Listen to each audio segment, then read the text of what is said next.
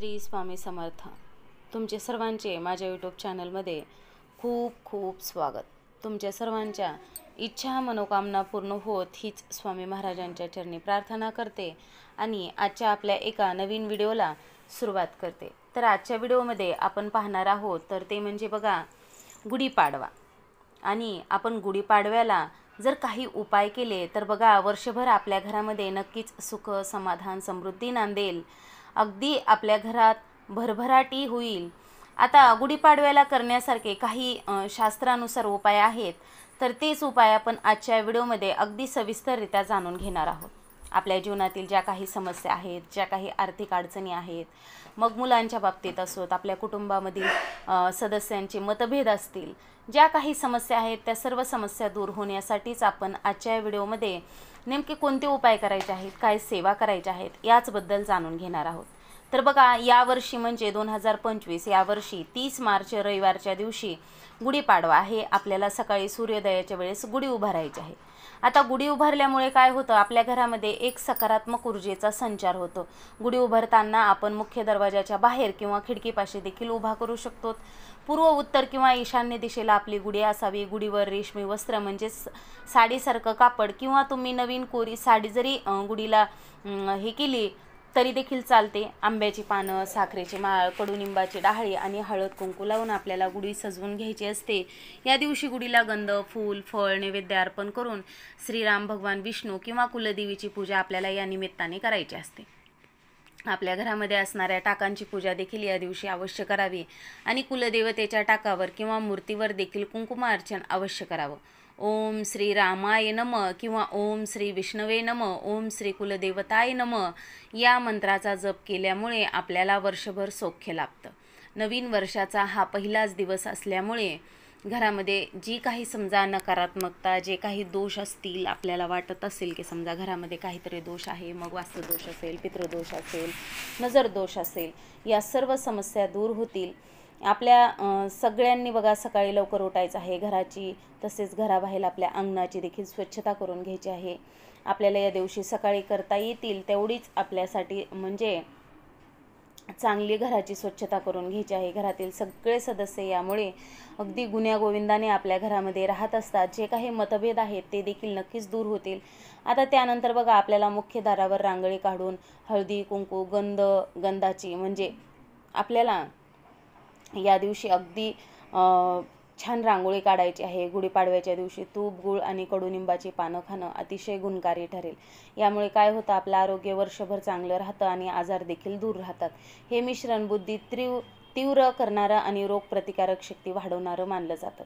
आता आर्थिक वृद्धीसाठी काही उपाय आता आपण म्हणजे बघा आता नवीन हिशोब किंवा वही खातं गुढीपाडव्याला सुरू केलं तर व्यवसायामध्ये आपल्या नक्कीच भरभराटी होईल। लक्ष्मी प्राप्तीसाठी या दिवशी तुम्ही नवीन पिशवीमध्ये म्हणजे एखादी छोटी पोटली घेऊ शकता किंवा एखादं लाल किंवा पिवळ्या रंगाचं कापड घेऊन त्याच्यामध्ये एकतर तांदूळ किंवा गहू अखंड घ्यायचे आहेत। तांदूळ घ्या नाही तर मग फक्त गहूच घ्या, दोन्हीपैकी कोणतं तरी एकच धान्य घ्यायचं आणि त्याच्यामध्ये 1-1 रुपयाचं नाणं ठेवून 5 नाणे ठेवायचे आहेत। आणि कपडा घेतलेला असेल तर त्याचं आपल्याला एक पोटली तयार करायची आहे आणि धान्यामध्ये गहू ठेवले, त्यामध्ये 1 रुपयाची 5 नाणी ठेवायची आहेत। हळद कुंकू फूल वाहून पूजा केली आणि त्यानंतरच त्याचं आपल्याला पोटली बनवायची आणि आपल्या तिजोरीमध्ये ठेवायची आहे।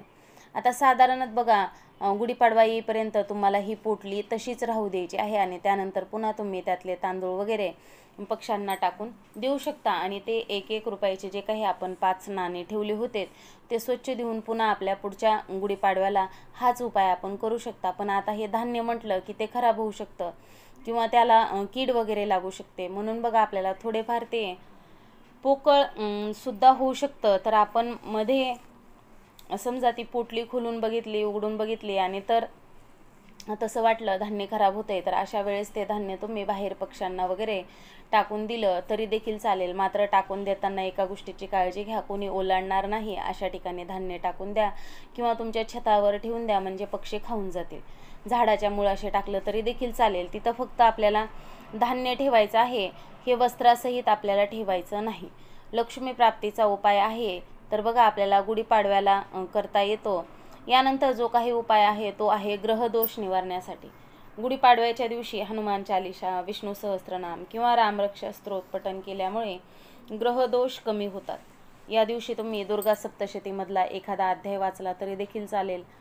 सूर्याला अर्घ्य दिल्यामुळे म्हणजेच एका तांब्यात पाणी घेऊन त्यामध्ये गूळ, तांदूळ, लाल फूल, हळदी, कुंकू इत्यादी वस्तू टाकून तुम्ही सूर्यदेवाकडे पाहत किंवा सूर्याच्या किरणांकडे पाहायचं आणि पडणाऱ्या पाण्याकडे पाहायचं आणि ओम सूर्याय नमः असा मंत्र स्त्रियांनी म्हणायचा आहे. आणि पुरुष मंडळी किंवा मुलापैकी कोणी अर्घ्य देणार असेल तर त्यांनी देखील बघा सूर्यदेवांना अर्घ्य द्यायचं आहे. यामुळे काय होतं, आपलं वर्षभर आरोग्य चांगलं राहतं आणि आपल्याला प्रत्येक कामात नक्कीच यश मिळत जातं. ज्यांना आत्मविश्वासाची कमी आहे त्यांनी सुद्धा या दिवशी सूर्य उपासना किंवा सूर्याला अर्घ्य देण्याचं काम नक्कीच करावं. धार्मिक आणि मानसिक शांतीसाठी देखील काही उपाय आहेत, ते देखील बघा आपल्याला या दिवशी करायचे आहेत. एखादी बघा व्यक्ती गरीब असेल तर तुम्ही त्यांना कपडे, गूळ, काही धान्य दान करावं. हरभऱ्याची डाळ आणि गूळ या वस्तू दान केल्या तरीही चालेल किंवा त्यापासून बनवलेले जे काही पदार्थ असतात ते दान केले तरीही चालेल. आता इच्छेनुसार गुढीपाडव्याच्या संध्याकाळी घरामध्ये गूळ आणि तुपाचा दिवा लावल्यामुळे घरामध्ये सकारात्मकता वाढते. तर गूळ आणि तुपाचा दिवा आता तुम्हाला 2 पद्धतीने बनवता येईल. त्यातली पहिली पद्धत म्हणजे बघा आता आपल्याला काय करायचं आहे, एकतर थोडंसं गव्हाची कणिक मळवायची आहे, तर मग आपल्याला कणिक मळवतानाच त्यामध्ये थोडासा गूळ टाकायचा आहे. म्हणजे थोडक्यात बघा गुळाचं थोडंसं पाणी करा आणि त्यानं जरी कणिक मळवली का तरी देखील चालेल. मग त्यापासून एक दिवा तयार करून आणि त्याच गव्हाच्या पिठापासून तो दिवा तयार झाला की त्याच्यामध्ये थोडंसं तूप टाकून तो दिवा आपल्याला समजा तूप नसेल तर बघा त्याच्यामध्ये मग तुम्ही थोडीशी हळद जरी टाकली का तरी देखील चालेल. दिव्यामध्ये एकतर तुम्ही दुहेरी वात लावू शकता किंवा फुलवात लावू शकता आणि असा दिवा तुम्हाला तुमच्या दाराच्या उंबऱ्याच्या बाहेर एका कोपऱ्यामध्ये ठेवायचा आहे. दिशा फक्त दक्षिण दिशा ठेवायची नाही. वातीची दिशा फुलवात असेल तर ती वरतीच असते, त्यामुळे तिथे काही दिशेचा प्रश्न येत नाही.